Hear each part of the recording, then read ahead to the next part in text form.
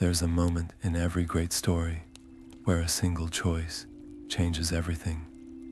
Picture this: Gandalf the Grey, standing at the edge of the Shire, the golden light of sunset washing over the rolling hills, the air filled with the gentle rustle of leaves and the distant, carefree laughter of hobbits.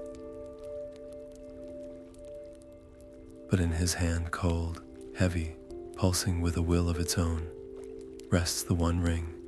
His fingers tighten around it, not with fear, but with something far more dangerous: temptation.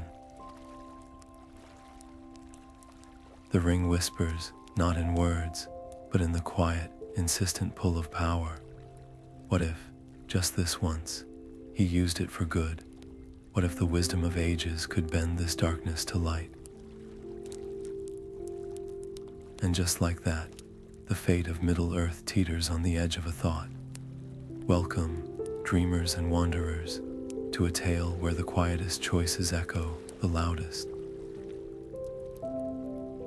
Whether you're curled up under blankets as the stars blink awake, or listening with the first light of dawn, we'd love to know where in the world are you joining us tonight, and what hour has your journey into rest begun?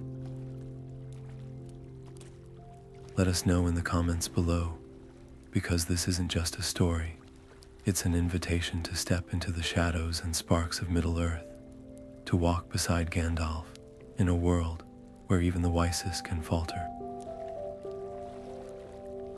The Shire breathes around him, peaceful, untouched, a world away from the fire and shadow of Mordor, but the ring knows no distance. Its weight is a question, one that gnaws at the edges of his resolve. He's Gandalf the Grey, keeper of secrets, guide to the lost.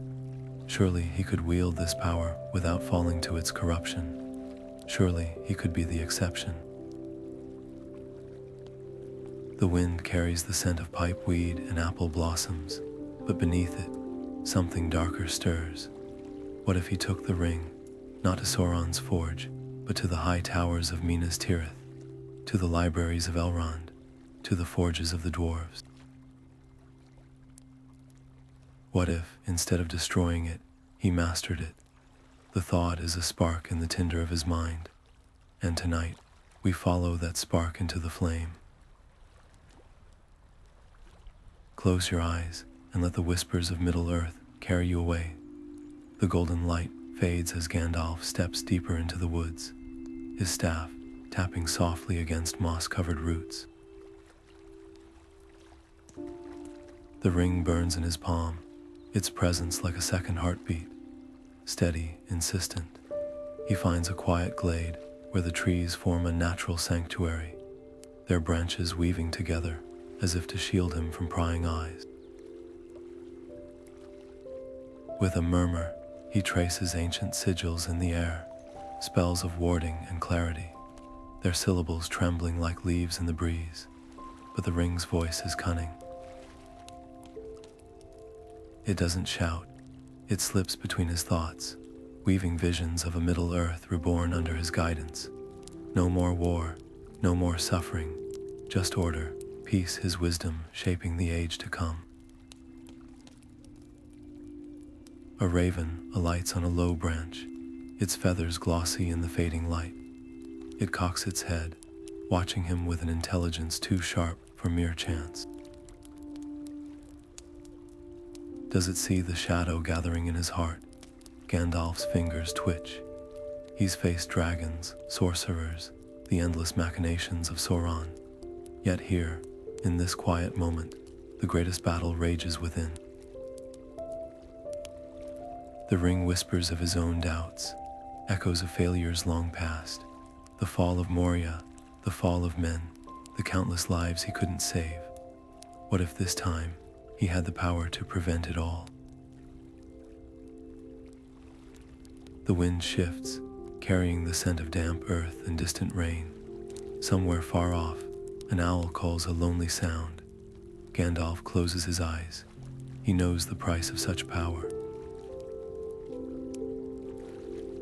He's seen what it did to Isildur, to Smeagol, to to every soul who believed themselves strong enough to resist. But the ring doesn't demand weakness, it preys on strength. It would twist his love for Middle-earth into something cruel, his compassion into tyranny. The raven ruffles its wings, restless. Even the forest holds its breath. And in that silence, Gandalf makes his choice, not with a shout, but with a sigh, not in triumph, but in sorrow. He opens his hand, and the glade darkens as the ring's golden glint winks up at him, patient, waiting. It can afford to wait. It always does. The air in Rivendell hums with an ancient tension, the kind that lingers in the spaces between words. Gandalf stands before Elrond and Galadriel, the weight of the ring pressing into his palm like a brand. The golden leaves of the valley seem to shiver in the breeze, as if sensing the gravity of the moment. Elrond's voice, low and measured, cuts through the quiet. No one, not even the wisest, can bend the ring to their will without bending themselves to its darkness. His hand on Gandalf's shoulder feels less like comfort and more like an anchor, pulling him back from a precipice he hadn't realized he'd approached. Galadriel's gaze is a storm calm on the surface, but beneath it, a tempest of warning. She doesn't need to speak for him to hear the echoes of her thoughts. The fall of Celebrimbor, the ruin of a region, the way power wraps its fingers around the soul and squeezes until nothing pure remains. Her silence is louder than any prophecy. The ring pulses in response, a flicker of heat against his skin, as if amused by their caution.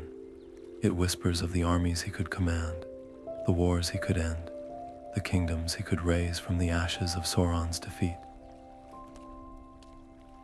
But beneath those honeyed promises, there's something darker, a hunger that would never be sated, not by all the might in Middle-earth.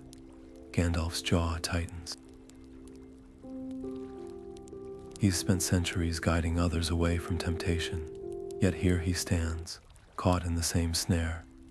The council's words coil around him, not as chains, but as lifelines. Elrond's wisdom, Galadriel's foresight, they are mirrors held up to his own doubts, reflecting back the truth he already knows but hesitates to face. The ring doesn't just offer power, it demands surrender. And surrender, for a being like Gandalf, would be a slower, subtler ruin than any battlefield.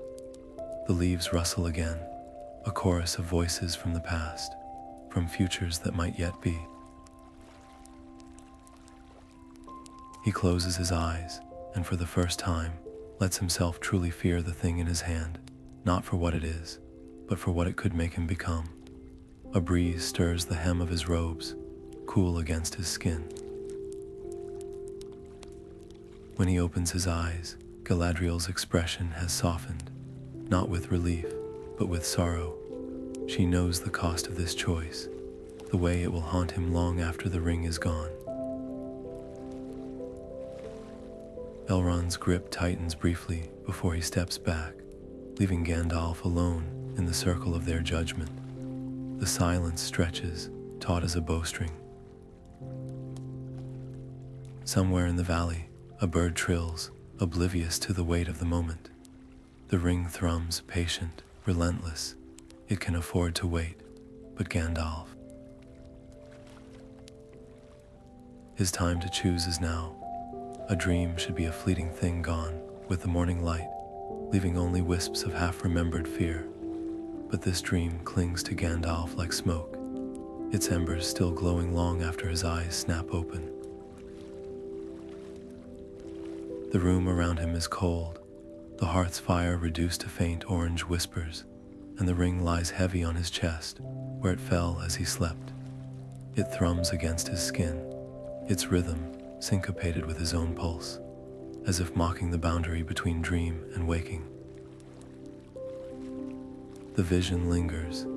He saw cities of white marble rising under his command, their spires piercing clouds, their gates guarded not by men, but by creatures of shadow.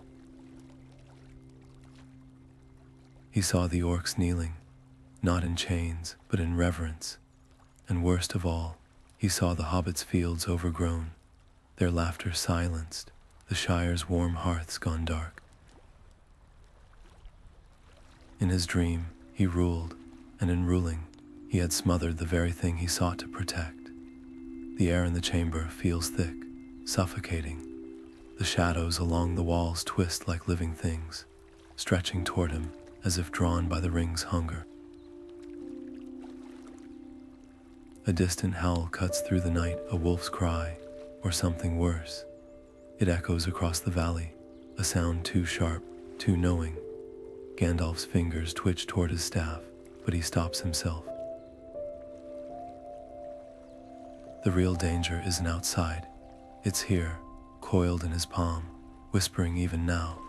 The dream wasn't a warning of what could be. It was a confession of what he'd already begun to want. Power to heal, power to mend, power to force the world into a shape he deemed right. The road to the Dark Lord's throne, he realizes with a chill, isn't paved with cruelty. It's paved with good intentions. The fire gutters, its light trembling. For the first time in centuries, Gandalf feels the weight of his years, the weariness in his bones. He thinks of Saruman, ensnared by the same lure of control, and the thought is a knife to his ribs.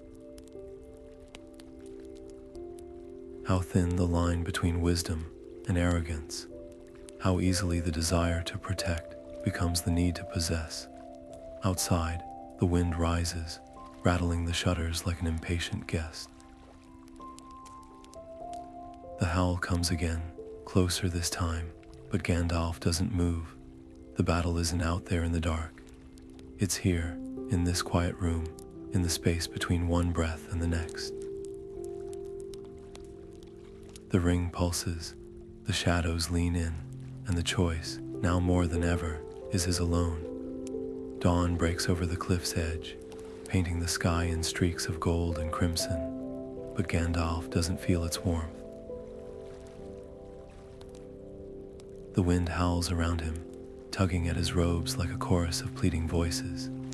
His fingers tighten around the ring, its surface slick with morning dew, or perhaps the sweat of his own torment. Below him, the abyss yawns, a mouth hungry for the burden in his hand. One flick of his wrist, and the fate of Middle-earth could tilt toward salvation. But his arm trembles, not from the chill, but from the terrible truth whispering through him. Destruction is not the only path. The ring pulses against his palm, a living thing, its whispers now a roar. He sees Minas Tirith, standing unbroken, its white towers gleaming. He sees Rohan's plains free of shadow, children laughing in fields where no orcs tread. He sees himself at the center of it all, not as a guide, but as a ruler wise, just unyielding. The vision is so vivid it steals his breath. Could he not do better than the petty kings of men? Better than the slow decay of an age untended. The wind shrieks again, and for a heartbeat, the ring slips in his grasp. His stomach lurches. The choice is no longer theoretical. It's here now, in the quiver of his muscles, the hitch of his breath. The sun climbs higher, its light catching the ring's golden band, and for the first time, Gandalf sees his shadow stretched across the rocks. Not the familiar shape of a wandering wizard, but something monstrous, jagged, its edges bleeding into the stone. The sight chills him deeper than any gust. This is what the ring offers, not just power, but distortion, the very essence of himself, warped beyond recognition. He thinks of Frodo, small and brave, bearing this weight with a humility no wizard could match. He thinks of Bilbo, who let it go, The wind stills as if holding its breath. A single raven circles overhead, its cry sharp against the sudden quiet. Gandalf's arm aches, his joints stiff with the effort of holding still. The abyss beckons, but so does the road back. To Rivendell, to the council, to the long, hard path of trust. The sun's warmth finally reaches his face, and with it comes a clarity as piercing as the dawn light. The ring's promises are lies, not because they are impossible, but because the cost is written in the shadow at his feet. His fingers uncurl, slow as a sigh. The ring doesn't fall, it lingers heavy, defiant. The wind returns, fiercer now, but Gandalf's grip is firm. Not today. Not ever. He turns from the edge, the first step back the hardest of all. The moment the ring slides onto Gandalf's finger, the world fractures. The Shire's rolling hills dissolve into streaks of smudged color, the air itself vibrating with 1,000 whispers, voices from Bree, from the misty mountains, from the very borders of Mordor, all threading through his mind like needles. His breath catches. This isn't mere invisibility. It's a window into the unseen veins of Middle-earth, the hidden currents of power that even the elves have forgotten. For a heartbeat, he understands the lure of it, the dizzying clarity, the way the wind carries secrets meant only for him. Then the fear comes. It starts as a prickle at the base of his spine, cold and insistent, spreading like spilled ink. The whispers twist, becoming screams not of the present, but of future's unraveling. He sees the Shire in ashes, the white tree of Gondor blackened, his own hands stained with blood he never meant to spill. And beneath it all, a drumbeat, the Nazgûl's call, raw and ravenous, slicing through the air like blades. Their hunger isn't for him, it's for the ring, and now, for the first time, they sense it as clearly as a beacon in the night. Gandalf tears the ring from his finger with a gasp, his vision swimming back into focus, just as the first shadow passes overhead. The sky, so clear moments ago, now churns with winged shapes, their shrieks turning the very air to ice. His staff trembles in his grip, not from fear, but from the awful understanding settling in his bones. The ring didn't just show him power, it showed him the cost. Every choice, every act of control, would be a thread pulled from the tapestry of Middle-earth, leaving only frayed edges behind. The Nazgûl circle closer, drawn to the echo of the ring's presence, and Gandalf does the only thing he can. He runs. Not in retreat, but in reckoning. The road ahead is darker than he imagined, and the weight of what he almost did lingers like a bruise on his soul. The trees blur past as he stumbles into the cover of the woods, his heart pounding louder than the distant wings. The ring burns in his pocket, no longer just an object, but a mirror, one that showed him a version of himself he never wanted to see. And yet, even now, a traitorous thought whispers, what if you'd held on just a little longer? What if you'd dared to look deeper? The wind howls through the branches, scattering leaves like discarded pages of a story rewritten. Somewhere above, the Nazgûl scream their frustration, their master's will thwarted. For now. But Gandalf knows the truth. The real battle wasn't against the shadows outside. It was against the one that flickered, just for a moment, behind his own eyes. Shadowfax's muscles coil and release beneath him, each stride devouring the earth with a speed no ordinary horse could match. Yet the wind behind them carries something darker.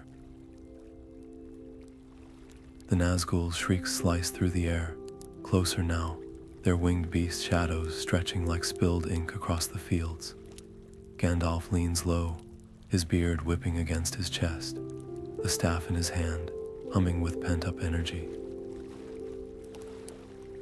The road ahead blurs, but his mind is sharp, calculating. He's outrun darkness before, but never like this. Never with the ring's weight searing a hole in his pocket, its whispers threading through the thunder of hooves. A bend in the path ahead, a stand of ancient oaks, their gnarled branches offering fleeting cover. Shadowfax needs no command. He veers into the trees, his breath coming in great clouds as Gandalf twists in the saddle.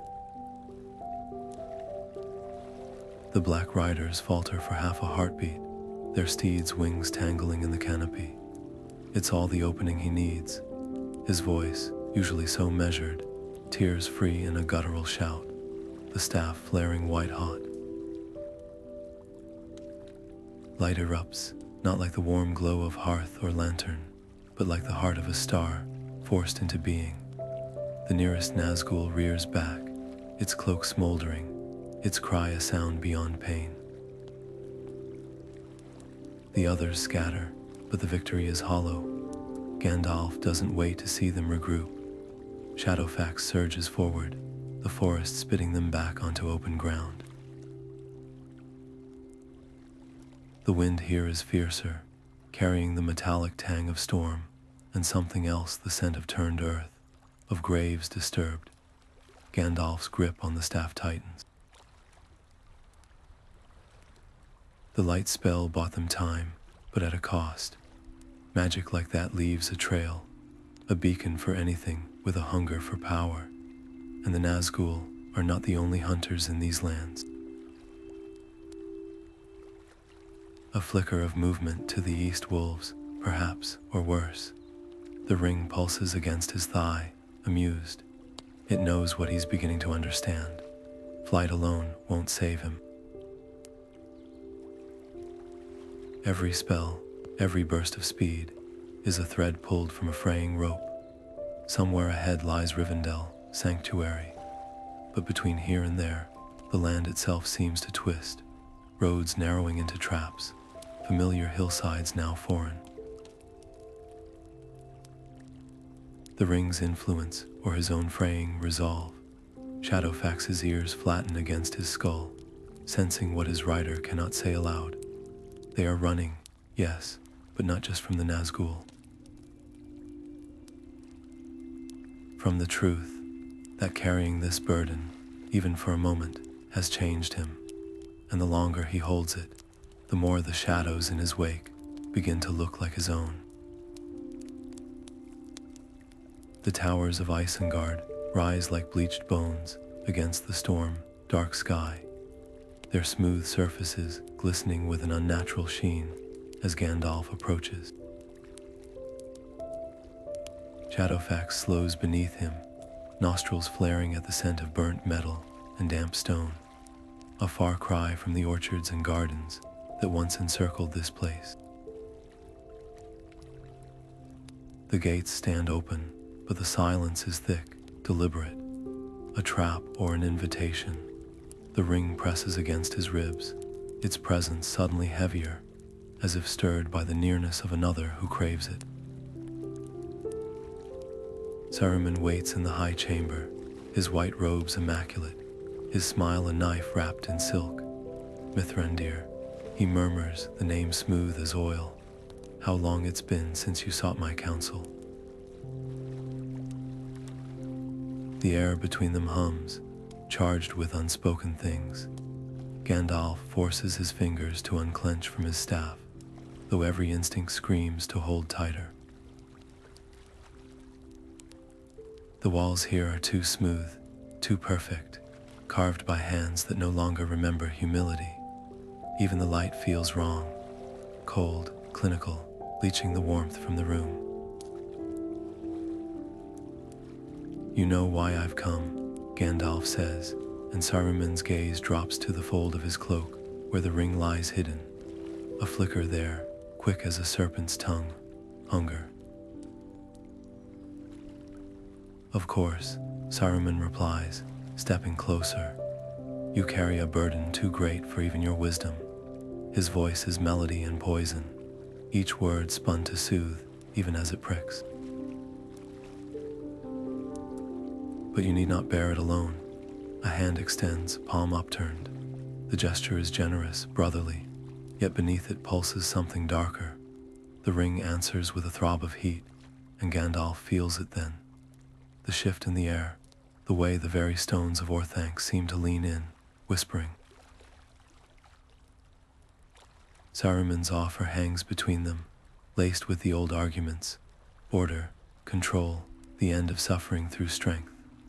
It's a song Gandalf has heard before, in the quiet corners of his own mind. But here, in this hollowed-out place, the melody curdles. The White Wizard's eyes are too bright, his voice too eager.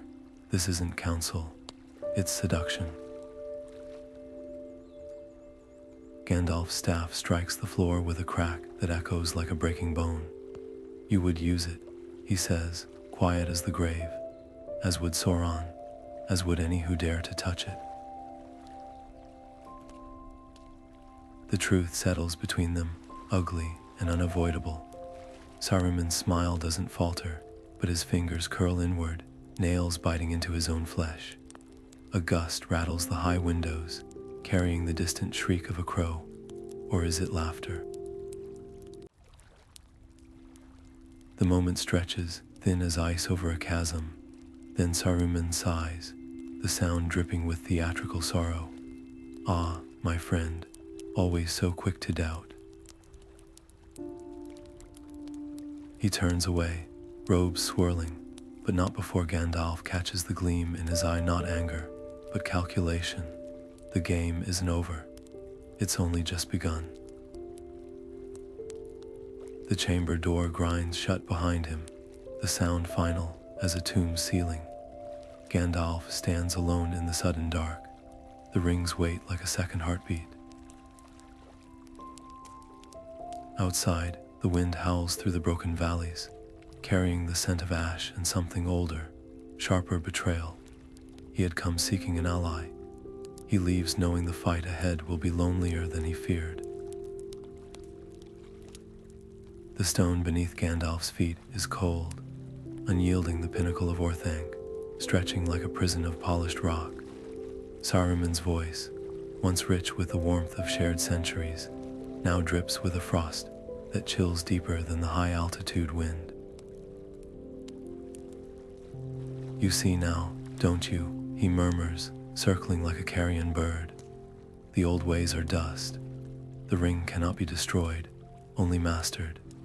His fingers flex around his staff, its white wood now etched with runes that pulse faintly, greedily, in time with the throb of the burden in Gandalf's pocket.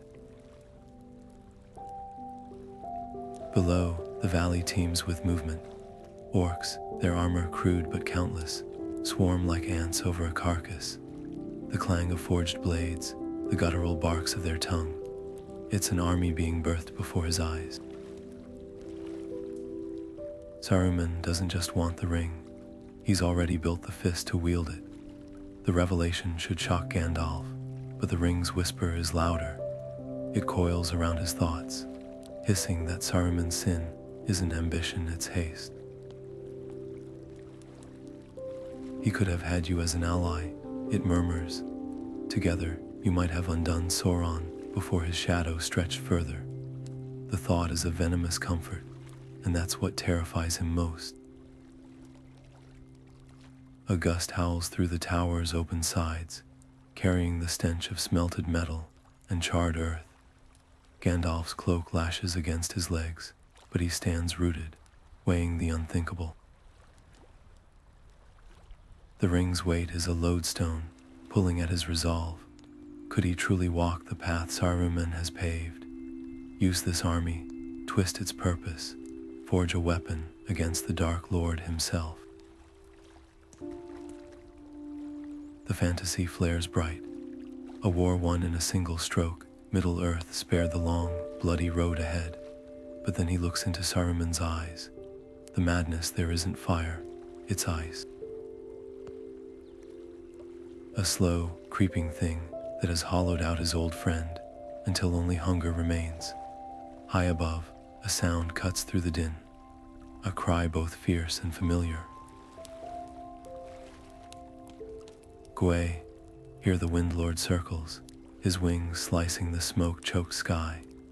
The eagle's presence is a spark in the gloom, but Gandalf doesn't dare hope yet. Saruman follows his gaze, and his laugh is a blade drawn slowly from its sheath. You think the skies are still your allies. He raises a hand, and from the depths of Isengard's pits, a chorus of shrieks answers. Bats, no creatures twisted beyond nature, their wings leathery, their eyes glowing like embers. They boil upward, a living storm, and Gwaihir banks sharply, his cry now a challenge. Gandalf's fingers find the ring through the fabric of his robe. It's warmer than it should be, as if savoring his desperation. The choice before him is no longer between escape and surrender. It's between two kinds of fall, one from the tower's height, the other into the abyss of the ring's promise. His throat tightens. He's faced darkness before, but never like this, never with the knowledge that the worst shadows are the ones we cast ourselves. The wind screams, the orcs roar, and in the space between heartbeats, Gandalf does the only thing left to him. He steps to the edge, not to jump, but to meet the sky halfway. The wind screams past Gandalf's ears as Gwaihir's talons close around his shoulders. The sudden lift, wrenching his stomach like a falling dream in reverse. Isengard's jagged tower dwindles below, its pale spires now no more than splinters against the scorched earth. For a breath, there's relief. The cool rush of open sky, the eagle's mighty wings beating steady as a war drum. But then the ring shifts in his robe, a serpent stirring against his ribs, and Gwaihir lets out a shriek that's part warning, part pain. The great eagle's feathers bristle, his golden eyes flashing with something Gandalf has never seen there before, fear. Clouds coil ahead like smoke from a pyre, their edges tinged an unnatural violet. The air smells of lightning and something older, ozone and omen. Gwaihir banks sharply, his wings carving arcs through the thickening mist, but the higher they climb, the heavier the atmosphere grows. It's not just wind resistance. It's as if the sky itself resists them, pressing down with invisible hands. Gandalf clutches his staff, the wood humming with pent-up energy, but he hesitates. A spell here could draw the Nazgûl like moths to a flame. The ring thrums in agreement, its voice slithering through his thoughts. They're already coming, it murmurs. Why not meet them with fire? Gwaihir's wings falter for a heartbeat, the muscles beneath his feathers trembling. The eagle's mind, usually a bright, fierce thing in Gandalf's awareness, now flickers like a guttering candle. The ring's influence, or something worse. Below, the landscape blurs, forests become smudges of green, rivers silver threads snapped by the wind. But ahead, the clouds darken, swirling into a vortex that makes no natural sense. A shadow passes over the sun, brief but freezing. Gandalf doesn't need to see them to know. The Nazgûl are near. Not the crude, earthbound hunters he outran in the fields, but their masters, the winged terrors that stalk the gaps between worlds. Gwaihir lets out another cry, this one ragged at the edges. His wings beat harder, but the air is syrup thick, each stroke costing him dearly. Gandalf presses a hand to the eagle's flank, feeling the frantic race of his heart. There's no time for gentleness. He rasps a single word in the tongue of eagles, a sound like breaking storm winds. Gwaihir shudders but obeys, tucking his wings and plummeting sideways into a spiraling dive. The clouds lash at them, wet and clinging, as the world tilts violently. For a heartbeat, Gandalf sees it, a fissure in the storm, a sliver of clear sky to the east. Then the mist closes again, and the howl that follows isn't wind, it's triumph. The ring burns hotter, whispering of the inevitable, but Gandalf tightens his grip on the staff, his other hand pressing the ring deeper into his robe, as if to smother its voice. He won't wield it, not even now, not even to survive. The admission is a knife to his pride, but there's freedom in it, too. Gwaihir feels the shift, his wings finding sudden purchase in a gust of cleaner wind. The eagle surges forward, breaking through the cloud wall into open air, but the sunlight that greets them is pale, sickly, and far behind, the storm still churns, its heart black as a fresh bruise. The hunt isn't over, it's only just begun. The golden boughs of Lothlórien part reluctantly as Gandalf stumbles into the clearing, his robes torn from the flight, his breath ragged. The air here is thick with the scent of malorn leaves and something older, memory, perhaps, or regret. Even the light seems to hesitate, the usual glow of the elven realm, dimming as if the very trees sense the corruption he carries. Galadriel stands motionless beside the silver basin, her hair catching what little light remains, her face a mask of quiet devastation. She doesn't speak. She doesn't need to. The mirror's water lies still as glass, but as Gandalf nears, it ripples without touch, its surface darkening like ink spilled in a pool. He doesn't want to look. He knows what he'll see. Yet his feet move without command, drawn by the same terrible pull that once made Isildur linger at the cracks of Mount Doom. The water shivers again, and the vision forms not of fire and ruin, but of order, a world reshaped with ruthless precision, white cities gleaming under a sunless sky. Armies marching in perfect, soulless unison, and at the center, a figure clad in gray, his staff no longer wood but iron, his eyes no longer kind but calculating. The most terrible part, the face is his own. Galadriel's voice, when it comes, is softer than the rustle of leaves. The ring does not twist, Mithrandir. It reveals. The words land like stones.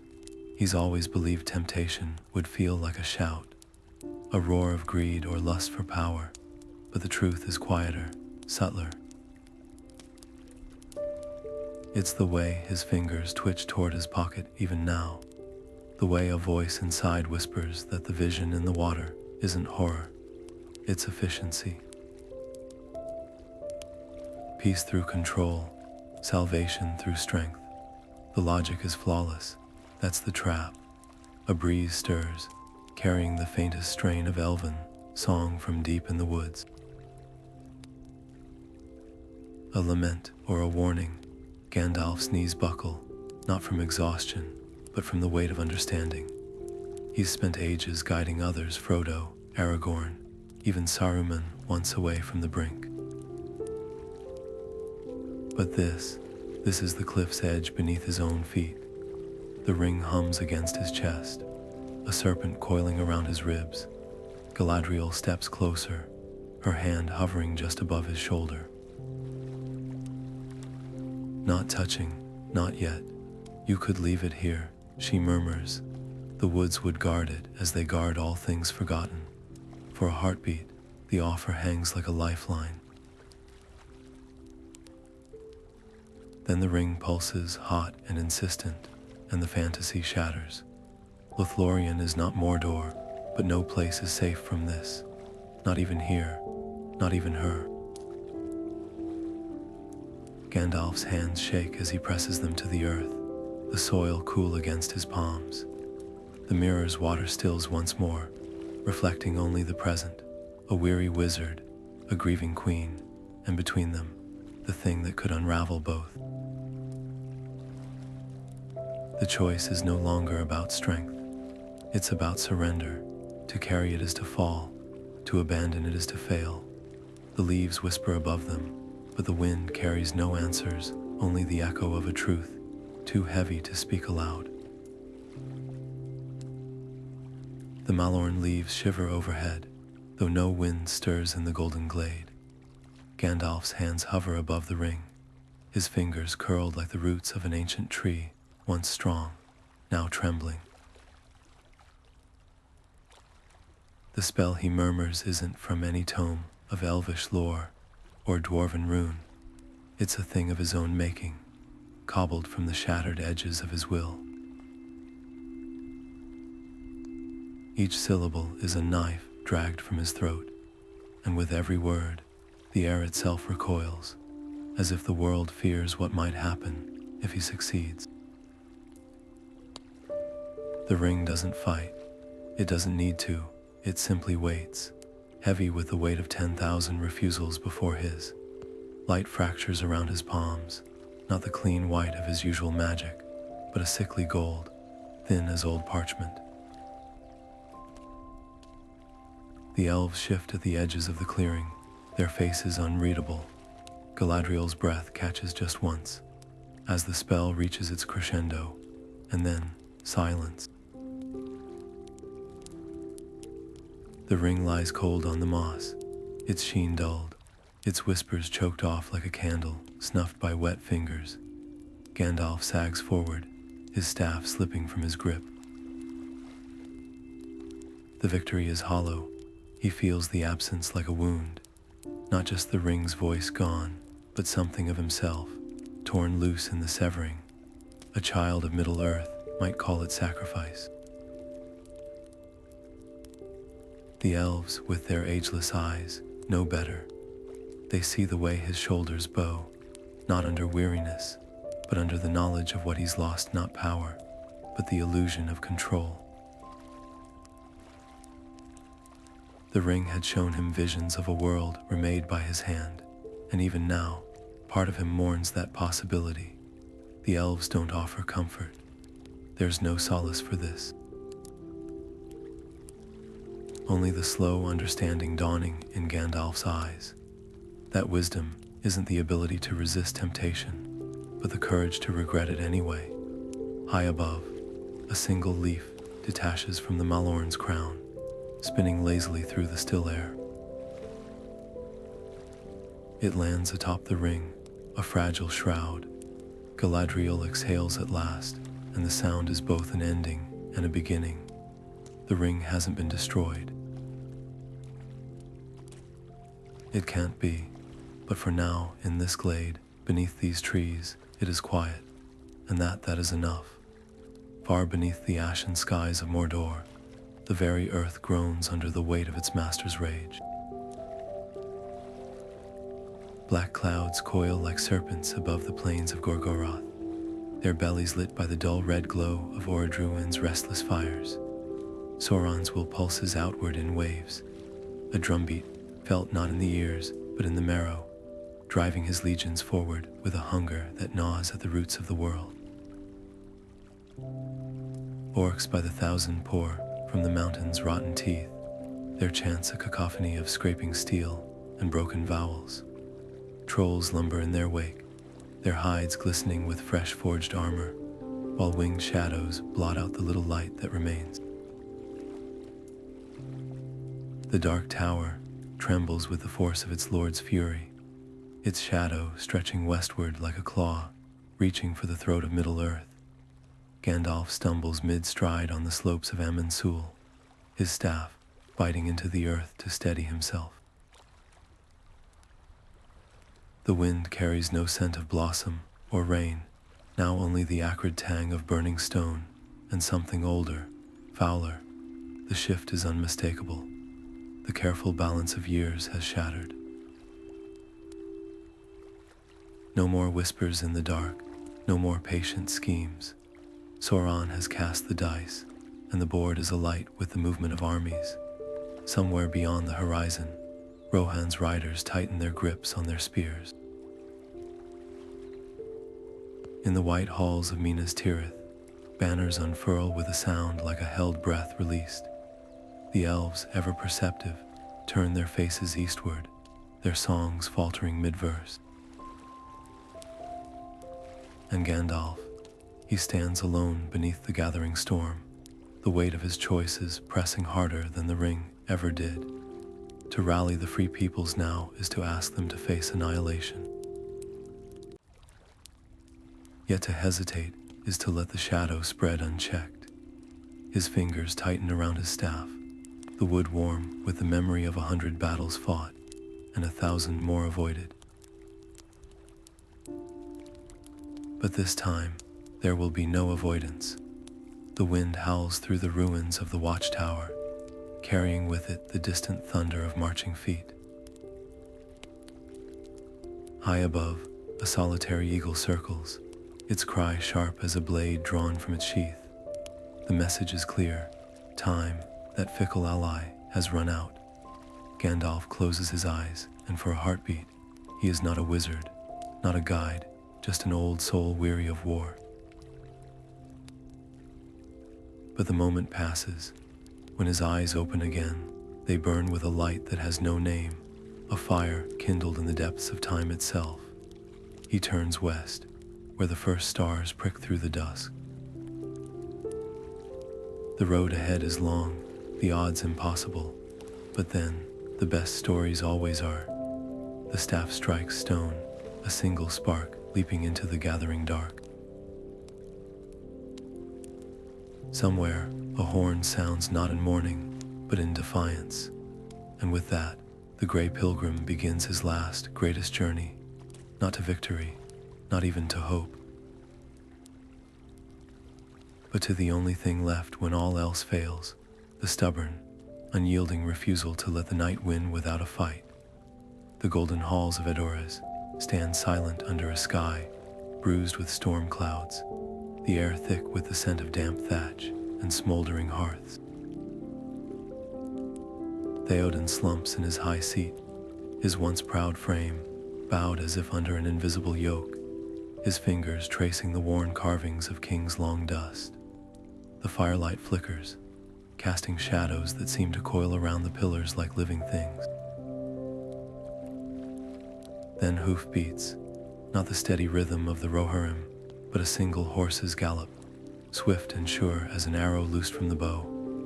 The doors groan open, and there, framed against the dying light, stands Gandalf, his robes travel-stained, his staff alight with a glow that makes the torches seem feeble as candle flames. The king's gaze lifts, slow as winter thaw. "You come too late, Stormcrow," he rasps, but the words lack conviction. Gandalf steps forward, and the very air crackles not with magic, but with the weight of truth unspoken.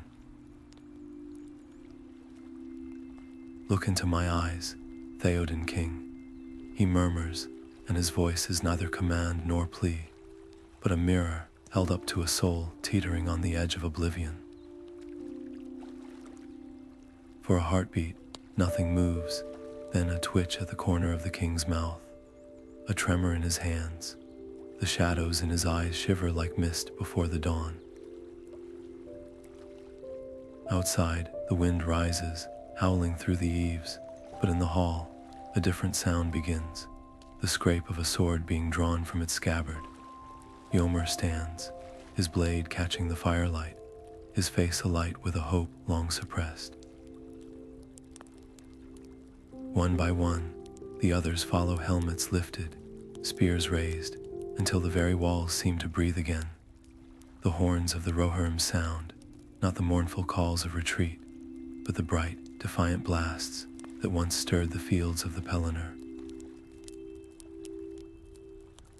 Yet even as the muster begins, the shadows stir. In the corners where the torchlight fails, figures slip away, men with eyes too sharp, voices too smooth. Grima's legacy lingers like a poison in the cup, Gandalf's staff pulses once, a silent warning. The enemy's reach is long, and time shorter still, but the king's fist clenches around his sword hilt, and in that grip lies the answer to every whisper of doubt. Theoden's voice, when it comes, is rough with disuse, but clear as a clarion call. Let the lords of the mark ride forth, forth, and fear no darkness. The words kindle something in the hall, a fire that spreads from hearth to heart. Outside, the storm breaks, but the rain feels like a baptism, washing away the years of decay. Gandalf watches as the riders mount, their faces set not in the grim lines of men marching to death, but with the fierce joy of those who have chosen to fight not for victory, but for the right to stand. His staff's glow fades, its work done for now. The road ahead is black with the promise of blood and thunder, but here, in this moment, there is only the sound of a kingdom waking from its long, poisoned sleep. The wind carries the scent of wet grass and steel.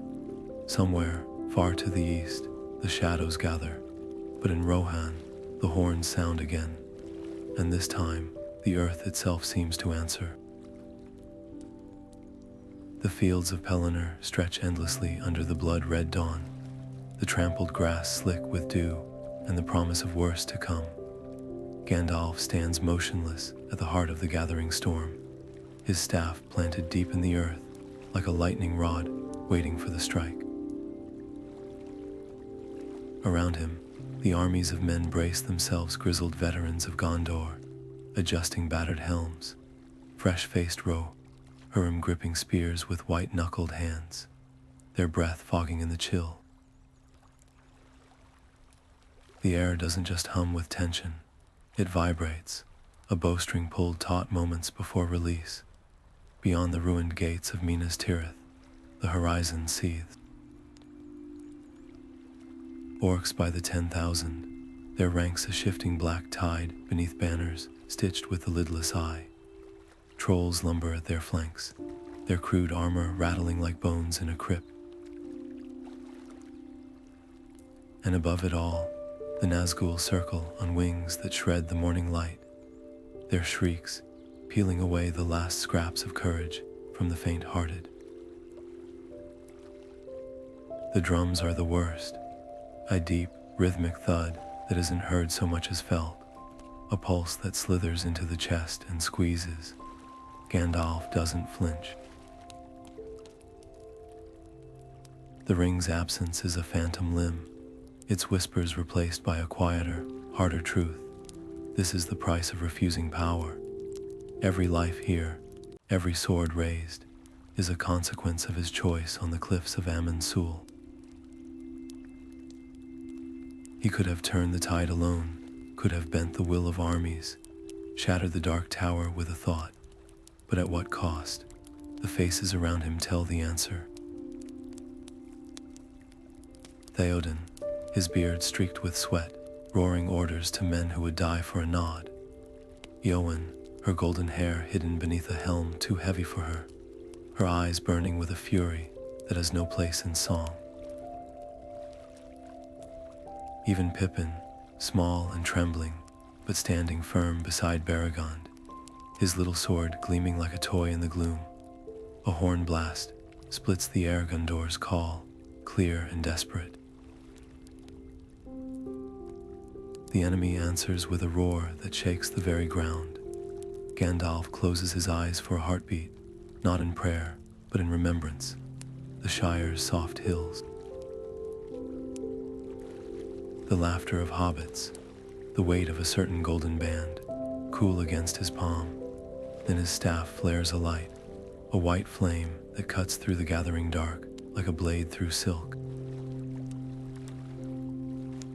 The first arrows blot out the sun, the first screams follow, and Gandalf the Grey, who might have been a god, chooses instead to be a soldier. He steps forward, not with a spell to end the war, but with a cry to start the fight. The drums falter, just for a moment, as if even Sauron pauses to wonder, what kind of fool wages battle without the one weapon that could ensure victory? The answer comes not in words, but in the thunder of hooves, the clash of steel, the raw, ragged sound of hope, refusing to die. The dawn breaks fully now, but the light is no longer red. It's gold, the gold of Rohan's banners, the gold of Gandalf's fire, the gold of a morning that should never have come, but did. The battle is here, and for the first time since this nightmare began, the drums don't sound like doom. They sound like a challenge, and Middle-earth, at last, is answering. The clash of steel against ancient wood echoes across the burning rooftops of Minas Tirith, a sound sharper than the screams below. Gandalf's staff meets the Nazgûl's black blade again and again, each impact sending up sparks that sizzle against the rain-slick stones. The wraith's hood billows in the hot wind, revealing not a face but a void, a darkness that drinks the light of his staff like ink spilled into water. The city groans beneath them, its white walls blackened by fire, its streets choked with smoke and the desperate cries of men. Yet Gandalf stands firm, his robes torn, his beard singed, his eyes alight with something beyond magic, sheer, stubborn refusal. The Nazgûl strikes, its sword a blur of shadow, but Gandalf pivots, his staff humming as it deflects the blow. The force of it rattles his bones, but he doesn't yield. Instead, he murmurs a word, not in the tongue of elves or men, but in a language older than both, one that tastes of lightning and dawn. The air between them shimmers, then erupts. Light, pure and searing, lashes out like a whip, striking the wraith full in the chest. It reels, its shriek splitting the air, a sound that cracks the stones beneath their feet. For a heartbeat, the battlefield falls silent. Even the orcs pause, their crude weapons lowering as they stare upward, but the reprieve is fleeting. The Nazgûl rises, its form wavering like smoke in the wind, already coalescing back into shape. Gandalf's breath comes ragged. That spell should have shattered a lesser foe. Yet here, at the end of all things, the rules bend. The enemy doesn't fight fair. It doesn't need to. Beyond the walls, Mordor's armies surge forward, a tide of claws and spears and grinning teeth. The defenders of Minas Tirith are brave, yes, but bravery is a flame, and even the brightest fire drowns in enough darkness. A horn sounds from somewhere below, its note desperate. The gate is buckling. Gandalf knows this, feels it in the tremor of the tower beneath him. He could turn. He could rally the men, shore up the defenses, buy another hour. But the Nazgûl blocks his path, its sword raised, its presence a weight that presses against his very soul. It doesn't speak, it doesn't need to. The message is clear. This is where you fall. Gandalf tightens his grip on his staff. The wood is warm, alive with the memory of every battle fought, every life saved. He thinks of Frodo, somewhere in the hellscape, beyond the Efeljuath, carrying a burden heavier than any sword.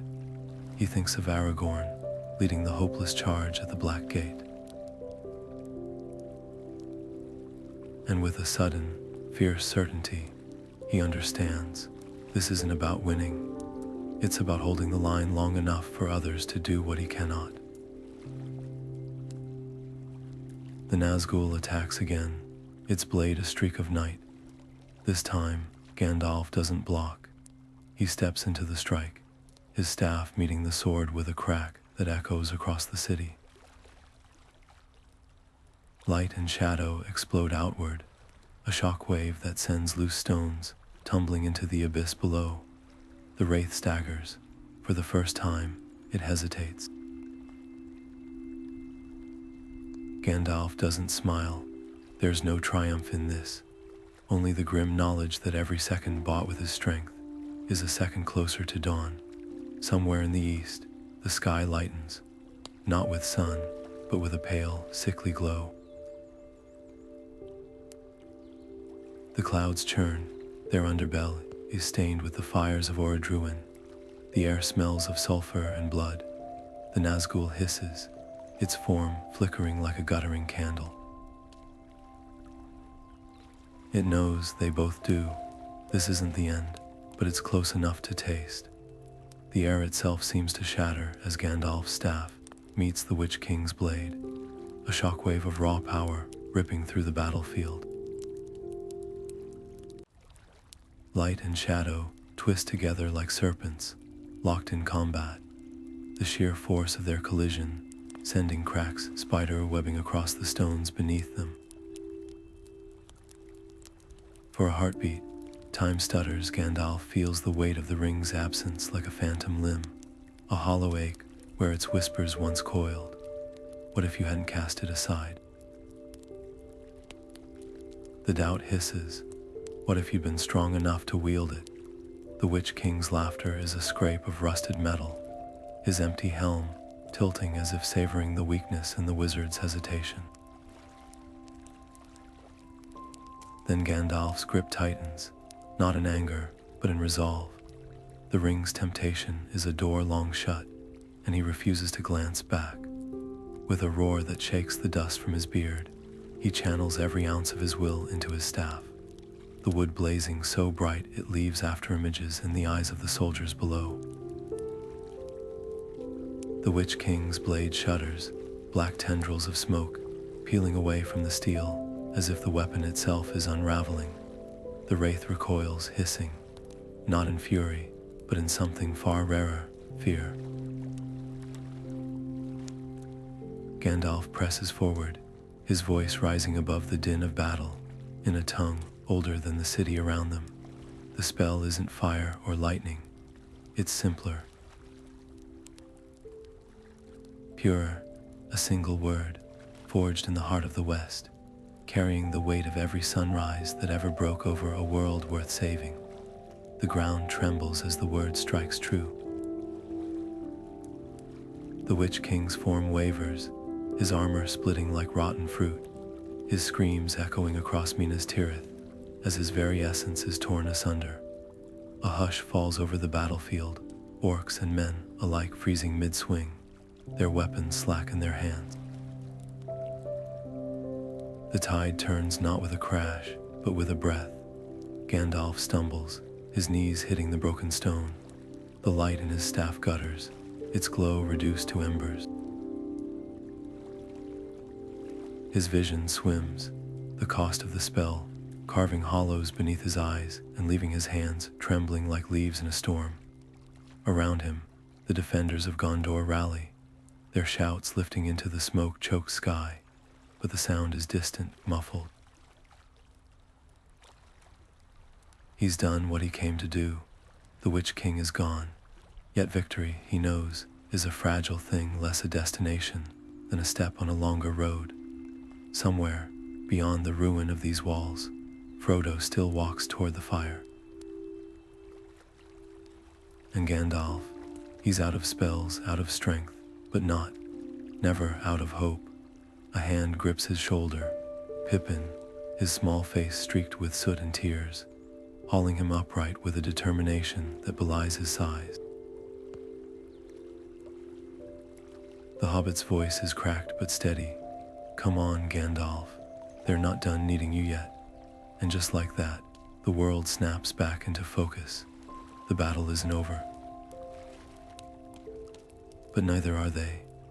The war ends not with a fanfare, but with the quiet sigh of a world exhaling. Middle-earth lies scarred but breathing, its plains scorched by dragon fire, and its rivers running dark with the ashes of the fallen. Yet alive, still alive. Gandalf walks the length of the battlefield one last time, his boots sinking into mud, churned by hooves and heavy with the memory of blood. The sky above Minas Tirith is pale now, washed clean of smoke, and the wind carries the distant cries of gulls. They've come inland, these seabirds, as if drawn by the scent of change.